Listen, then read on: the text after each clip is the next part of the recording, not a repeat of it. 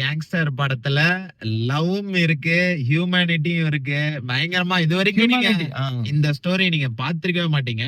அந்த அளவுக்கு வந்து அருண் மாதேஸ்வரன் டைரக்டர் கிட்ட சத்தியமா இதை எக்ஸ்பெக்டே பண்ணல. அது நல்லவனா இருக்கவங்களா எப்படி கேட்டாங்க மாத்துறாங்க. இந்த உலகம் எப்படி மாத்துது, அந்த யாருமே வேணுக்குனே போய் அதுல உழுவுறது இல்ல, ஃபோர்ஸ்ஃபுல்லா போய் அவங்க வந்து தள்ளப்படுறாங்க. அத வந்து நல்லா காட்டியிருக்காங்க. கற்பனை ஸ்டோரி தான்.